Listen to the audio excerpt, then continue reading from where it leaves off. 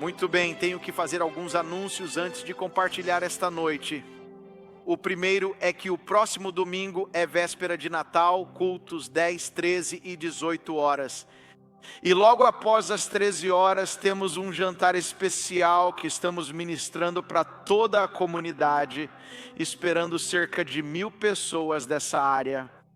Nós compramos, eles têm brinquedos, refeições, vai ser um momento incrível e por isso quero incentivá-los a pegar esses cartões para convidar alguém. Dizem que há 2 épocas do ano em que as pessoas vêm à igreja, Natal e Páscoa. Eles os chamam de Christers. Então o que você deve fazer é convidá-los. Você quer convidar essas pessoas e essa é a melhor época para começar a fazer isso, portanto queremos incentivá-lo a fazer isso. Em segundo lugar, disseram-me lá atrás para fazer isso hoje à noite. Finalmente chegou. Você pode pegar isso lá atrás? Então o que Deus tem a dizer? Você tem 360 páginas. Portanto, tudo o que eu disse durante 27 semanas está aqui. E você pode usá-lo em pequenos grupos amanhã. Ele estará disponível na Amazon e a livraria do TSC. Eles disseram que estará aberta na véspera de Natal, das 9 às 10, das 12 às 13 horas e das 15 às 18 horas. Acho que tenho um grande anúncio. Eis o que tenho a dizer. Preciso que orem por nós. Preciso que orem por nós amanhã. O coral, o Karim e a equipe terão uma oportunidade incrível. É isso que eu queria que você orasse. Portanto, quero que orem conosco antes de iniciarmos a mensagem.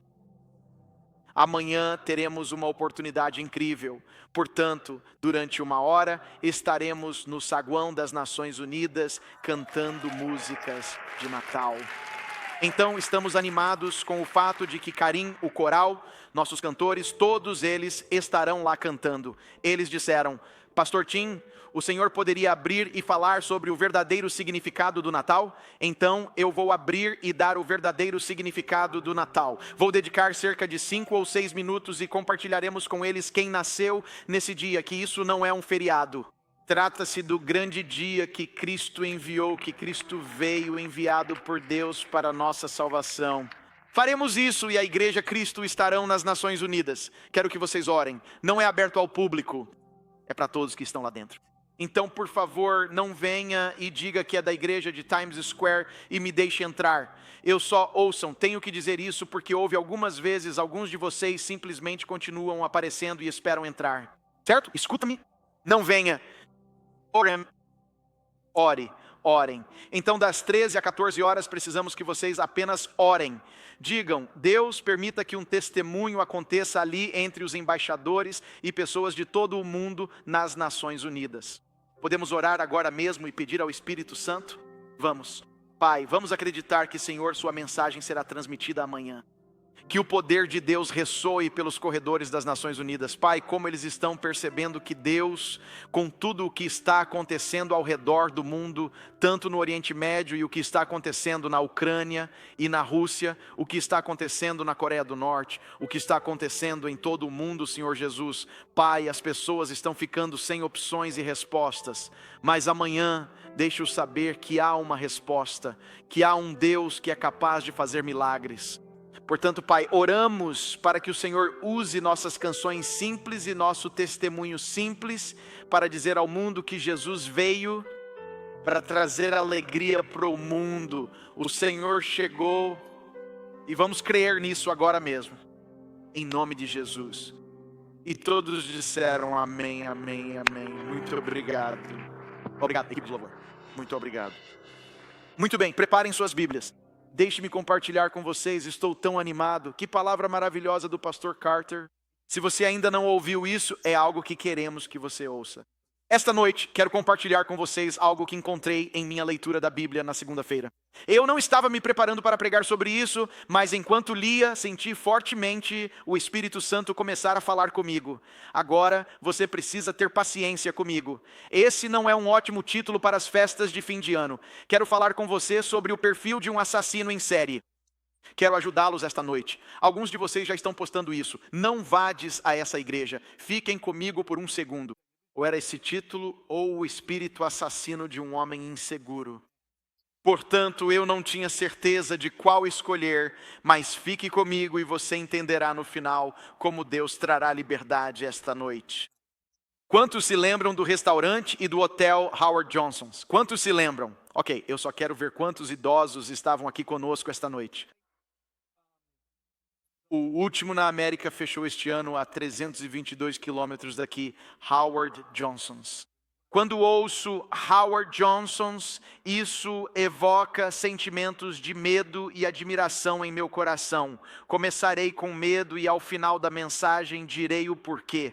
Quando vejo um Howard Johnson's ou vejo essa palavra ou frase, porque ela me causa temor. Muitos de vocês conhecem a história de Cindy e eu, que passamos quase 30 anos em Detroit, pastoreando em uma cidade dentro da cidade. Muitos se referem a nós dizendo que estávamos em Detroit, mas estávamos em uma cidade dentro de Detroit. E é a cidade chamada Highland Park, Michigan. Highland Park é um lugar único. Porque foi lá que o primeiro carro do mundo foi feito, onde Henry Ford fez o primeiro carro. A primeira rua asfaltada do mundo. A primeira rodovia do mundo foi construída ali. E ela tem apenas 1,5 km de comprimento. A cidade tem apenas 2 km quadrados. E foi a primeira fábrica que foi colocado lá para construir os carros. E nós morávamos bem ali em uma rua onde havia um Howard Johnson's. Quando cheguei lá nos anos 80, eu costumava ir lá. O Howard Johnson's era conhecido por servir sorvete. Eu costumava ir até lá e tomar sundaes e sorvete. E havia um hotel lá. Mas quando fundei a igreja, mudei-me para a rua onde ficava o Howard Johnson's, mais fechado. Literalmente, da porta da frente, eu estava a apenas alguns metros de distância do hotel. Mas ele estava fechado. Ela estava abandonada e nunca foi derrubada. Eram apenas cômodos vazios e uma concha de um prédio. A apenas 1,5 km de distância estava a igreja que começamos em um cinema XXX com 900 lugares.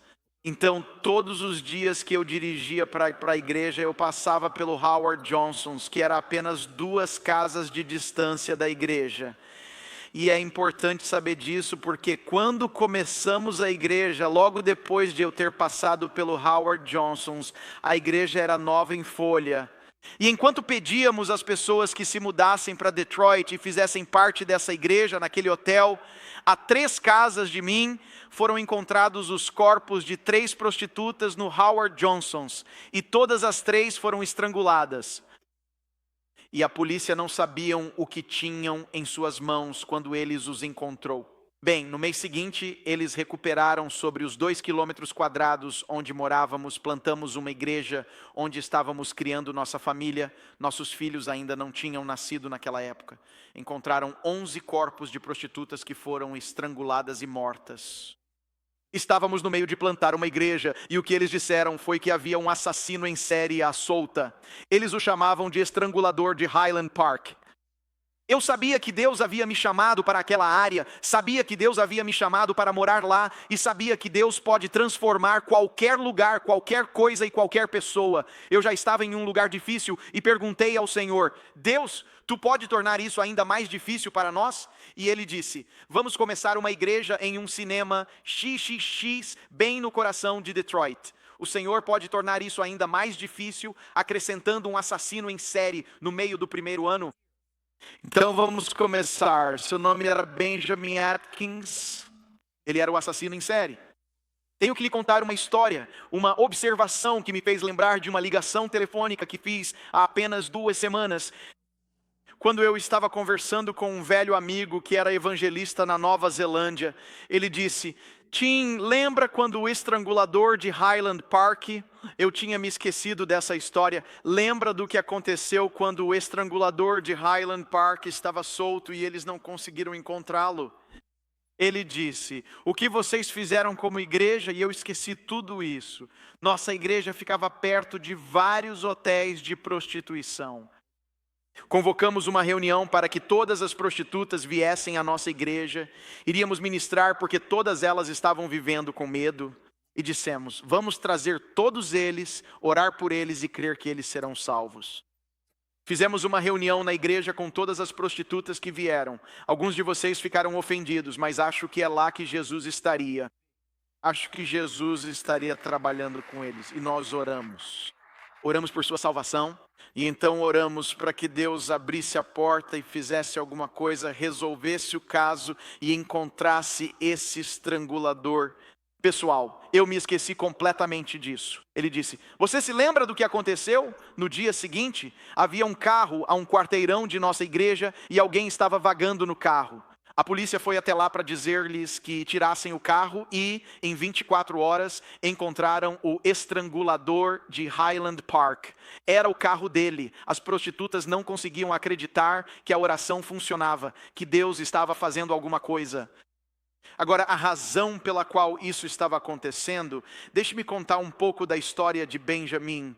Benjamin, sua mãe era uma prostituta, e quando ela estava fazendo programas e criando o filho, ela colocava o filho no banco da frente do carro, fazia serviço no carro, e ele mantinha a cabeça voltada para a frente. E algo entrou no espírito desse menino, que o prejudicou. Começou a odiar essas mulheres por causa do que isso fez de sua mãe e do que isso fez dele. E essa dor, a sua dor o definiu. E a prostituição dela acabou destruindo qualquer normalidade da infância dele, do menino Benjamin. Toda a sua infância, em seus anos de ensino fundamental, foi vivido no banco da frente de um carro quando era um menino. Quando vejo Howard Johnson, isso me traz de volta essas lembranças. Essa é a parte do medo. Vou lhes contar a parte do temor bem no final. Na segunda-feira, em minha leitura da Bíblia, descobri outro assassino em série. O pai dele, porém, era um homem piedoso. De fato, o pai dele aprendeu o poder do louvor e da adoração do que você estava fazendo ainda esta noite. Há uma história sobre o pai de um serial killer que, quando ele estava se preparando para enfrentar uma batalha, as probabilidades estavam contra ele e ele começou a orar. E Deus começou a falar com esse rei, cujo nome era Jeosafá, e disse: mande os adoradores, comece a louvar a Deus e deixe que ele lute suas batalhas. Pessoal, não sei se realmente entendemos o que realmente está acontecendo quando louvamos e adoramos em uma noite como esta. Não tenho certeza. Alguns de vocês podem ter entrado aqui e pensado que estamos cantando músicas. Na verdade, há uma batalha que acontece. E na minha opinião, quando você louva e adora, está liberando o poder do céu para lutar suas batalhas. É o que diz o texto sobre esse homem Josafá. Em 2 Crônicas 20, 22 diz que e ao tempo em que começaram com júbilo e louvor, o Senhor pôs emboscadas contra os filhos de Amon e de Moabe e os das montanhas de Seir, que vieram contra Judá e foram desbaratados. Pessoal, tenho que acreditar que Deus ainda trabalha dessa forma. Não sei quais batalhas virão em minha direção na terça-feira, mas tudo o que sei é que continuarei cantando e louvando e deixar que Deus cuide disso. Quando Josafá morreu, esse homem que aprendeu o poder do louvor e da adoração teve 7 filhos. E o filho mais velho, que sempre sucede o pai, sucedeu Josafá. E nesse caso foi Jeorão. Então anotem esses 2 nomes. Jeorão era o filho mais velho de Jeosafá e seria aquele que se tornaria rei. Deixe-me ler a história dele. Logo após a morte de Jeosafá, é isso que está escrito em 2 Crônicas 21. Depois Josafá dormiu com seus pais e o sepultaram com seus pais na cidade de Davi. E Jeorão, seu filho, reinou em seu lugar. É isso que quero que você observe. E teve irmãos, filhos de Josafá, Azarias, Jeiel, e Zacarias, e Azariel, e Micael, e Cefatias. Todos estes foram filhos de Josafá, rei de Israel. Declaração interessante. E seu pai lhes deu muitos dons de prata e de ouro e de coisas preciosíssimas, com cidades fortes em Judá. Porém o reino deu a Jeorão, porquanto era o primogênito. Eles diriam que um assassino em série é tipicamente uma pessoa que assassina 3 ou mais pessoas. Benjamim preencheu essa descrição e aqui está, versículo 4. E subindo Jeorão ao reino de seu pai, e havendo-se fortificado, matou todos os seus irmãos à espada, como também alguns dos príncipes de Israel. Da idade de 32 anos era Jeorão quando começou a reinar. Virou um assassino em série e reinou 8 anos em Jerusalém. Pare por um momento comigo enquanto leio isso e me pergunto se isso o atingiu como me atingiu. 6 assassinatos para iniciar seu reinado. Você decidiu matar 6 membros de sua família para iniciar seu reinado como o novo rei, com um pai que era um homem piedoso. Mas a frase que se destacou para mim nesse versículo foi esta: ouça-a. Ele se protegeu e matou todos os seus irmãos para se proteger. Ele assassinou sua própria família. É quase como se eu dissesse que vou eliminar todos os que considero uma ameaça ao meu poder e à minha posição. Portanto, preciso me livrar de todos os meus irmãos que estão abaixo de mim, porque eles são uma ameaça ao meu poder e à minha posição. Isso sim é insegurança. Pense nisso. Pessoal, permitam-me dizer o seguinte: a insegurança é apenas uma forma elegante de dizer: tenho medo de perder o que tenho. Vou repetir. Se você quiser uma definição rápida da igreja da Times Square de uma pessoa insegura, há pessoas que têm medo de perder o que têm e removerão qualquer coisa que esteja em seu caminho para que possam manter o que têm. Essa é uma daquelas emoções que estão escondidas nas pessoas mais bem-sucedidas. Você pode ser o CEO de uma grande empresa e ser inseguro. Você poderia trabalhar nas Nações Unidas ou até mesmo ser o presidente. Algumas das pessoas mais talentosas são grandes atletas, advogados, atores e até músicos. E até mesmo os reis de Judá podem andar nessa insegurança. Jeorão estava tão inseguro que seus irmãos tomariam seu trono, que ele assassinaria sua própria carne e sangue. Deixe-me contar-lhes como um subproduto, como sua vida terminou. No final de sua vida, ele recebeu uma carta pelo correio do profeta Elias. Se você recebe uma carta de um profeta, isso não é bom. Vou ler a carta dele para você. Isso é o que diz: então Jeorão recebeu uma carta do profeta Elias. Assim diz o Senhor, e você sabe que quando começa assim, está com problemas. Assim diz o Senhor, o Deus de Davi, seu antepassado: você não tem andado nos caminhos de seu pai Josafá, nem de Asa, rei de Judá, mas sim nos caminhos dos reis de Israel, levando Judá e o povo de Jerusalém a se prostituírem na idolatria, como a família de Acabe. E ainda assassinou seus próprios irmãos, membros da família de seu pai. Essa frase me pegou. Homens que eram melhores do que você. Uau, versículo 14. Por isso o Senhor vai ferir terrivelmente seu povo, seus filhos, suas mulheres e tudo o que é seu. Tudo o que você tentou garantir vai desaparecer. Tudo o que você pensou: se eu puder me livrar dessas pessoas em minha vida, então manterei o trono. E Elias diz: aconteceu o contrário. Como você assassinou todo mundo, está prestes a perder sua esposa, seus filhos e seus bens com grande calamidade. E ele diz que você sofrerá uma grave enfermidade, uma doença nas entranhas, até que as entranhas saiam por causa da enfermidade que você tem dia após dia. Agora, amigos, mas o mais triste é ler tudo isso. O mais triste é o versículo final desse capítulo. Ouça isso. Jeorão tinha 32 anos de idade quando começou a reinar e reinou 8 anos em Jerusalém. Veja isso, morreu sem que ninguém o lamentasse e foi sepultado na cidade de Davi, mas não nos túmulos dos reis. Não sei se isso o pegou, mas quando diz que ele partiu sem que ninguém se arrependesse, pode haver algo mais horrível do que quando você finalmente deixa seu emprego e todo mundo diz: graças a Deus que eles se foram.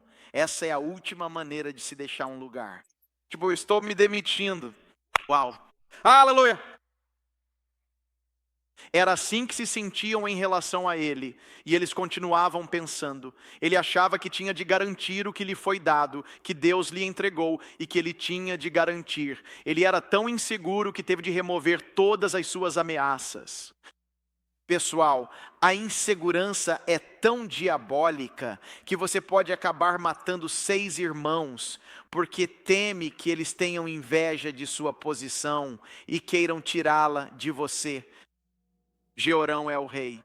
Ele tem o poder de fazer o que quiser, mas tem muito medo de perder sua posição e seu poder. A insegurança é esse sentimento interno de instabilidade. É o pensamento de que o que você tem, meu casamento, minha posição, meu emprego, minha saúde, minha reputação, nunca está seguro.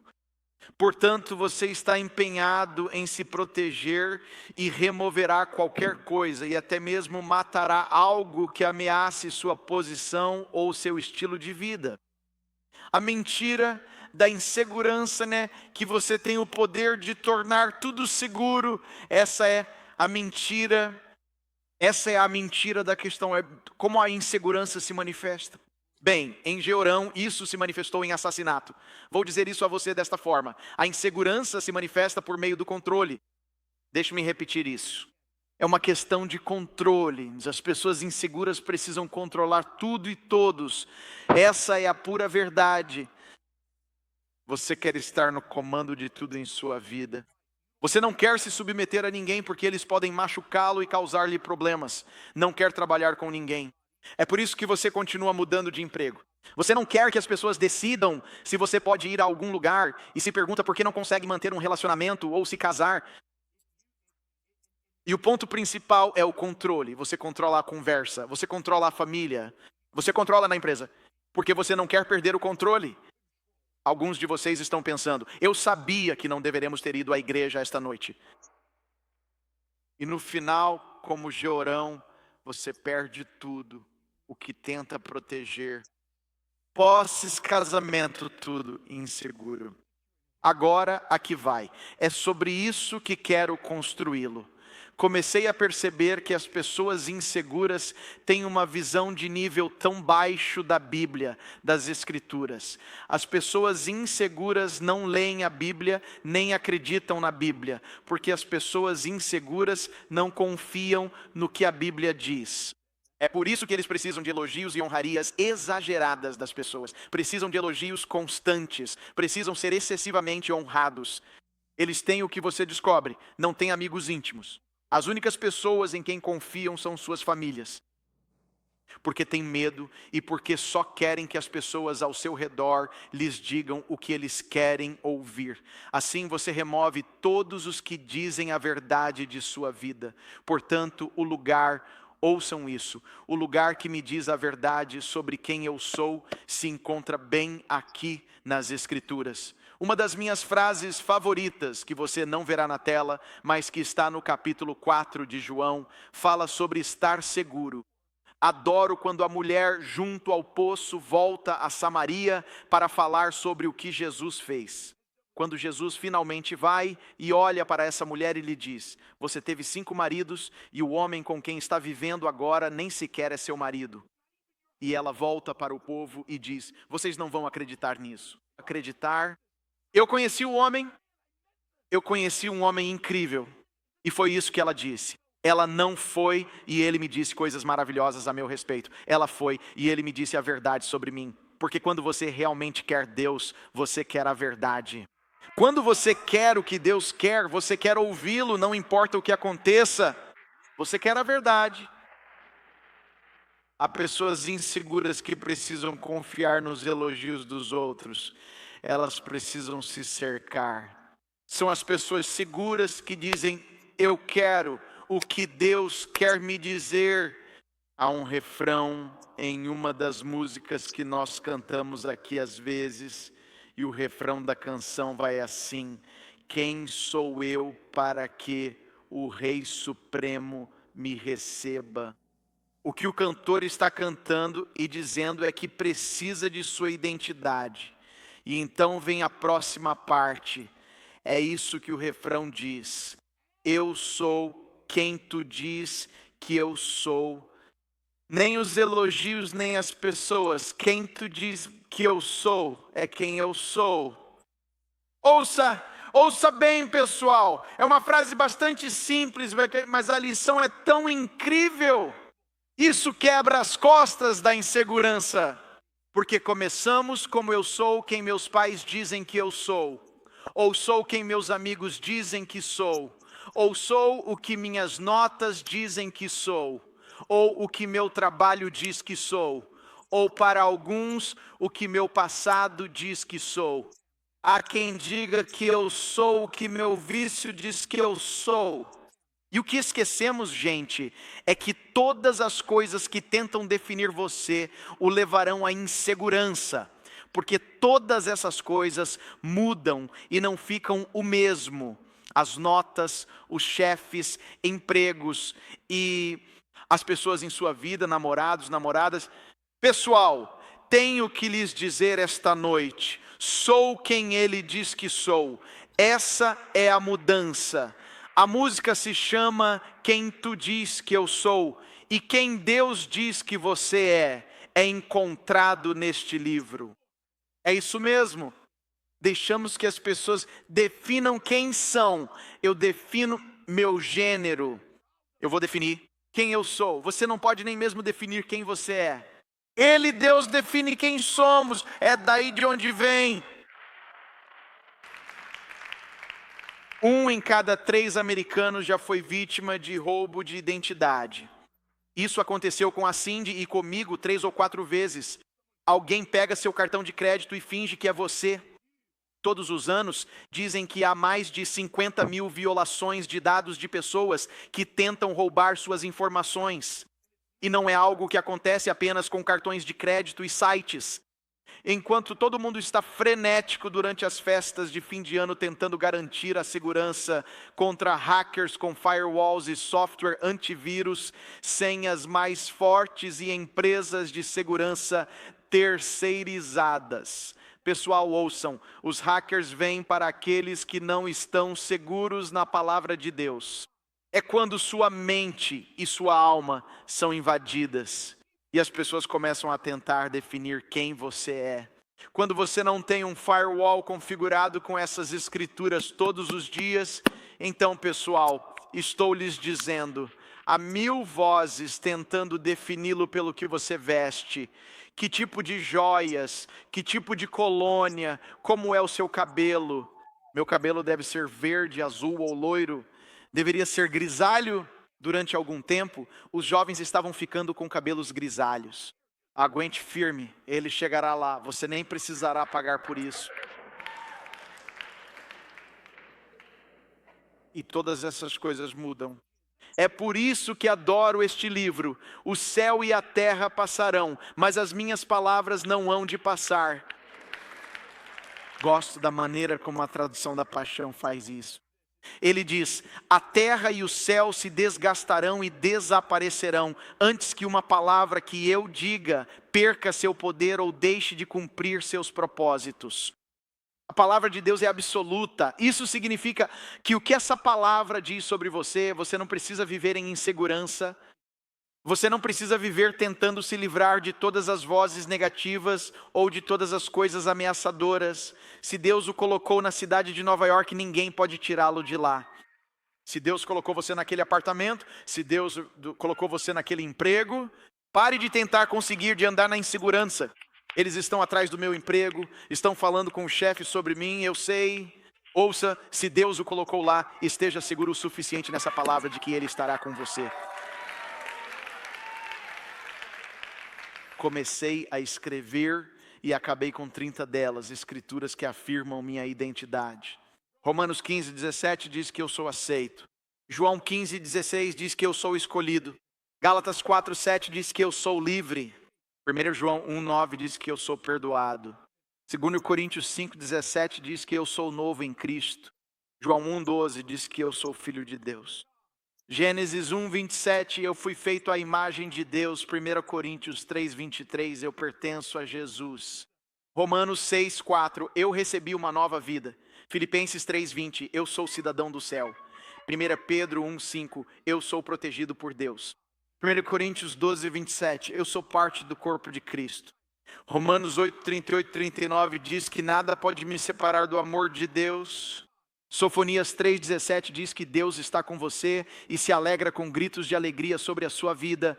Salmo 139, 17, 18 diz que Deus pensa em você constantemente, como os grãos de areia do mar. Isaías 43, 4 diz que você é precioso para Deus. Gálatas 3, vire. 3,13 diz que você foi resgatado por Deus. Jeremias 29, 11 diz que Deus tem um plano para a sua vida. 1 João 5, 14, Deus ouve você quando você ora. Filipenses 4,13 diz que Deus lhe deu força. Romanos 8,17 diz que você é herdeiro de Deus. Efésios 2,19 diz que você faz parte da família de Deus. 1 Coríntios 6,19 diz que o Espírito Santo habita em você. O Salmo 23 diz que Deus cuidará de você. João 15,11 diz que Jesus lhe dará alegria verdadeira. Efésios 1,3 diz que você é abençoado. Gálatas 2,20 diz que Jesus se entregou por você. O Salmo 139 diz que Deus entende você. Êxodo 19,5 diz que você é um tesouro para Deus. Colossenses 2,20 diz que você é completo em Cristo. Eu não sou inseguro. Eu tenho a palavra de Deus que me define. Inseguro. Quanto mais nos concentrarmos em quem somos em Cristo, menos importa quem fomos no passado, o que aconteceu conosco ou o que as pessoas dizem a nosso respeito. Nossa vida não é definida por nossas experiências, ela é definida pela palavra de Deus. É aí que nossa vida é definida. Eu aprendi uma palavra nova no mês passado. Eu estava lendo um artigo, isso se chama melatologia. A melatologia é um estudo das abelhas. Sim, abelhas, é bem interessante. Alguns de vocês dizem, Pastor Tim, você deveria estar estudando a Bíblia. Isso apareceu em um livro, e é isso que diz. Está escrito que aqueles que trabalham no campo da melatologia estudam a anatomia de todos os tipos de abelhas e escrevem todos esses periódicos porque dizem que é impossível para uma abelha voar. É impossível. Eles dizem que suas asas são muito pequenas, que seus corpos são muito grandes e que não tem força para levantá-los do chão. A melatologia diz e a ciência diz que vocês não têm capacidade de voar. Mas eles não criaram aquela pequena abelha mamangaba. Estou vendo aquela abelha cantando. Acho que a música favorita da colmeia é esta. Eu sou quem você diz que eu sou. E de repente elas desafiam a ciência e dizem, eu sei o que você está escrevendo sobre mim, mas ele diz que me criou. Ele me levantou. Portanto, eu não dou ouvidos aos cientistas, não. Presto atenção à forma como Deus me criou e como Deus me criou para voar. Ouça a Deus, Times Square Church. Agora deixe-me encerrar com isso, pois a banda está chegando. Havia um roubo de identidade que estava tentando acontecer quando os evangelhos começaram. Antes de Jesus começar a exercer seu ministério, há um homem que entra em cena e seu nome é João Batista. E em João capítulo 1, versículo 19, é assim que sua história começa. Diz, este é o testemunho de João, quando os judeus lhe enviaram sacerdotes e levitas de Jerusalém. Neste preciso momento, esses judeus, esses sacerdotes e esses levitas tentarão defini-lo. Eles têm sua própria melatologia e estão prestes a defini-lo. Eles começam com isso. Quem é você? E a Bíblia diz isso. E ele confessou e não negou, mas confessou: eu não sou o Cristo. E eles lhe perguntaram, e aí vem a definição: então você é Elias? E ele disse: não sou. Você é um profeta? E ele disse que não. E eles lhe perguntaram: então quem é você? Para que possamos dar uma resposta a eles. Eles estavam querendo colocá-lo em uma caixa, e em sua caixa religiosa, e dizer: isto é o que você é. O que você diz? Eu adoro essa parte. O que você diz sobre si mesmo? Lembre-se de que aquela abelhinha que deu ouvidos aos cientistas não vai a lugar algum. Ela diz: minhas asas são muito pequenas. Sou grande demais para ser levantado. Mas a abelha diz: eu sou quem você diz que eu sou. E como aqueles líderes religiosos, os cientistas que olham para a abelha e dizem: o que você diz sobre si mesmo? Olhando para João Batista dizem: o que você diz sobre si mesmo? João diz isso. Ele disse: eu sou uma voz. Você sabe, olhe para isso. Sou a voz de quem clama no deserto: endireitai o caminho do Senhor. Aqui vai, como disse o profeta Isaías. Você viu o que João Batista disse? A palavra de Deus simplesmente me definiu. Ele disse: você não vai me definir. Sei que você quer me colocar em sua caixa de levita, mas não pode. Isaías já me definiu. Isaías disse: sou uma voz que clama no deserto para endireitar o caminho do Senhor. Então você está querendo que eu coloque na caixa que você é Elias ou um profeta? E João Batista disse: não fui definido por você nem por sua religião. Eu fui definido pela palavra de Deus. De fato, é isso que eu amo.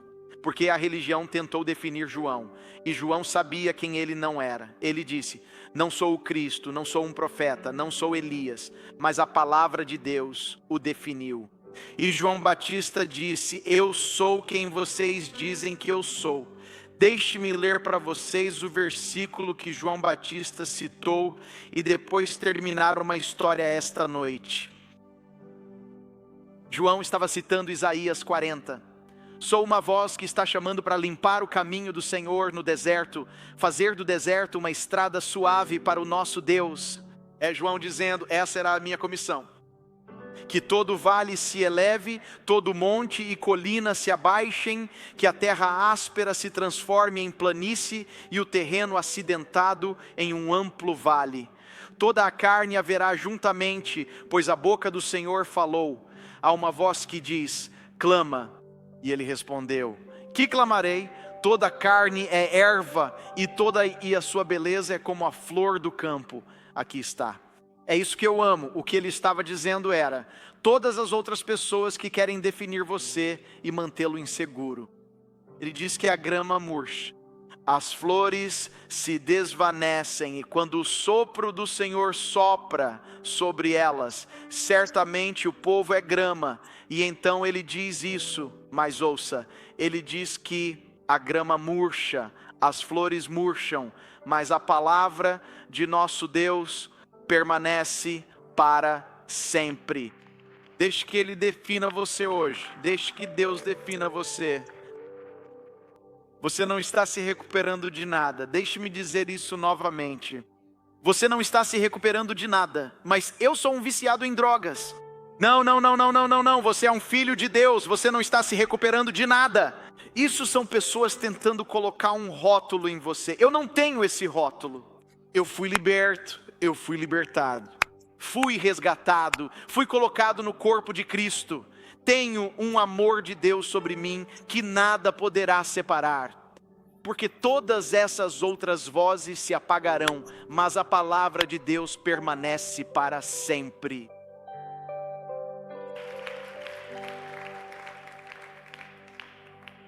Howard Johnson me causa medo, mas também admiração. Benjamin Atkins, o assassino em série, o estrangulador de Highland Park, estava aguardando julgamento pelo assassinato de 11 prostitutas e estava aguardando na prisão do condado de Wayne. E quem saberia que A equipe da prisão de nossa igreja ia todas as sextas-feiras à noite, e um de nossos presbíteros que liderava essa equipe, seu nome era Dale. Nós o chamávamos de Irmão Dale. E o Irmão Dale, toda sexta-feira à noite, caminhava pelo bloco de celas e dizia: pregador no bloco, alguém quer conversar?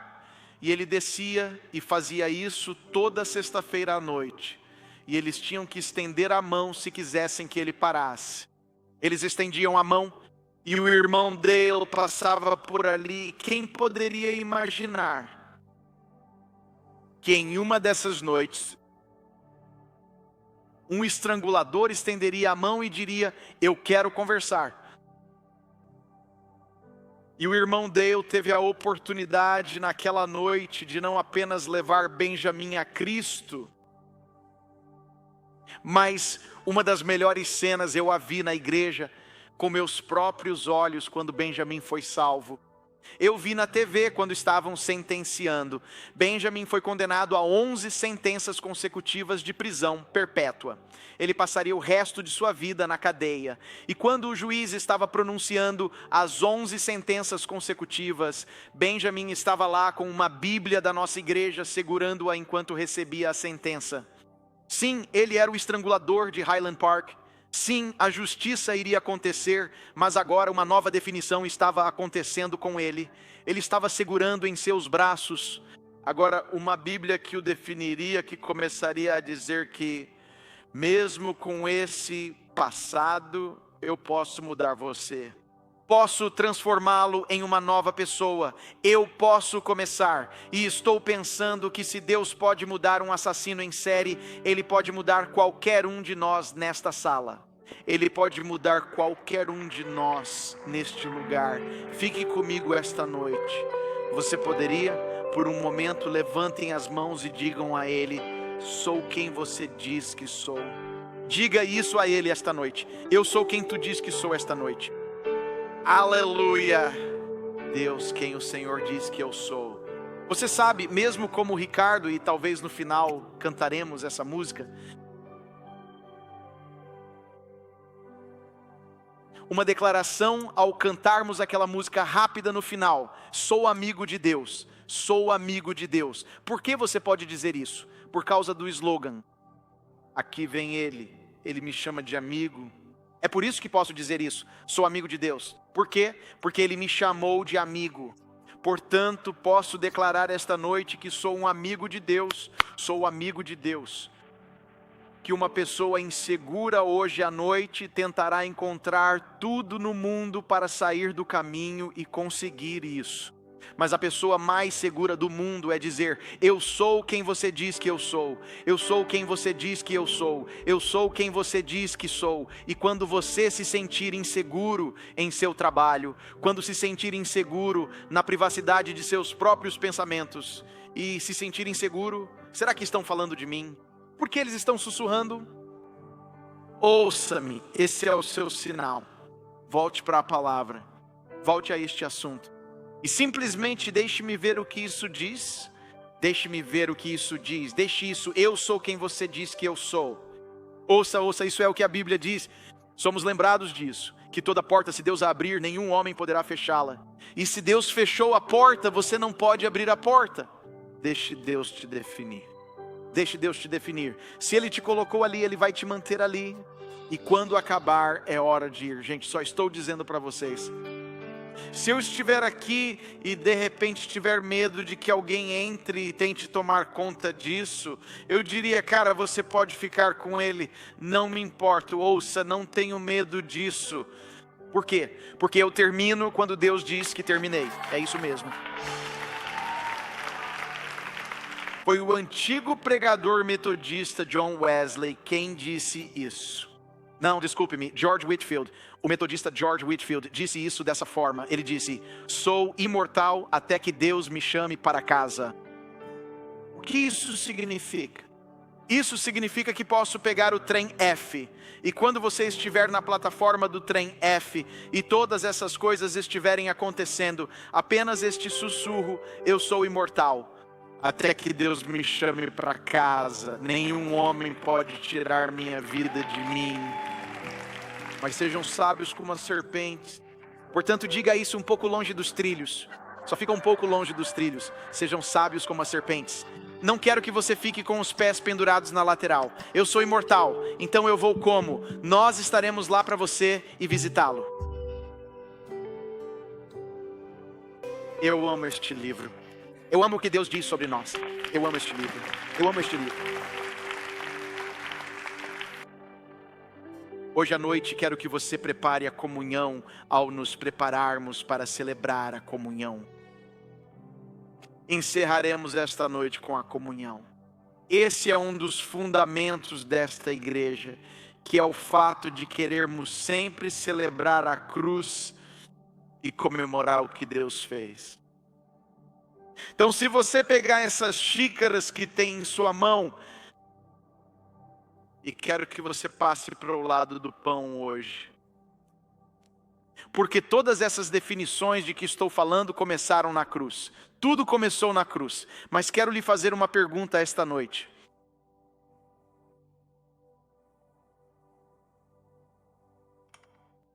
Sem Cristo em sua vida, ouça-me bem, é apenas um biscoito e um copo de suco. Isso é tudo o que é só isso, pessoal. Se Cristo o definiu e você nasceu de novo, então você está pensando, isso me lembra o sangue de Jesus e o corpo de Cristo.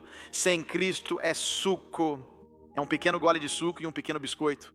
É só isso, porque você precisa ter Cristo dentro de você, mas você não sabe o que eu fiz.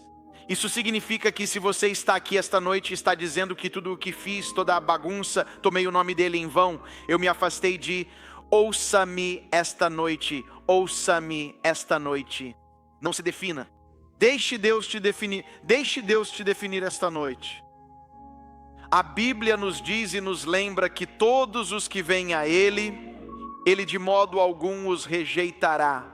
O que significa que não há uma única pessoa nesse lugar.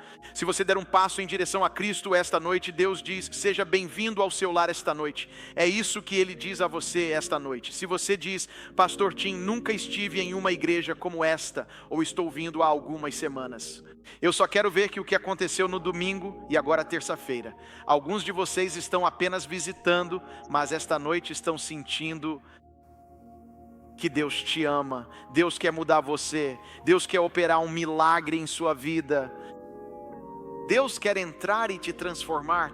Então é isso que Ele diz, eu vou te perdoar, eu vou te perdoar de todos os seus pecados. A Bíblia ela é muito clara, então aqui está o que eu tenho que crer sobre o que a Bíblia diz. Ouça estas palavras, quero crer nessas palavras. E diz o seguinte, se você confessar com a sua boca o Senhor Jesus e crer em seu coração que Deus o ressuscitou dentre os mortos, você será salvo. Isso é a palavra de Deus. Mas eu não tenho que chorar.